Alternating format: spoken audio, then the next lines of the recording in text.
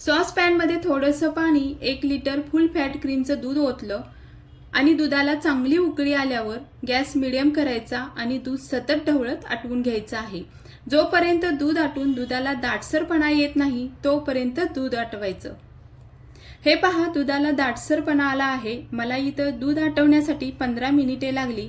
आता याच्यात गोडीनुसार साखर, चिमूटभर बारीक मीठ घालायचं, वरून बदामाचे काप घातले, गॅस बंद करायचा आणि रूम टेम्परेचरला दूध थंड करून घ्यायचं। नंतर सीताफळ घेऊन चॉपरमध्ये सीताफळाचे गर काढून घेतले आणि चॉपरमध्ये खूप जास्त फिरवायचं नाही, 2 ते 3 राऊंडमध्ये सीताफळाच्या बिया बाजूला होतात।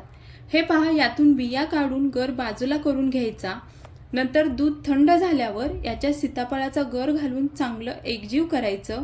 हे पहा, खूप छान घरच्या घरी सीताफळ बासुंदी बनवून तयार झाली।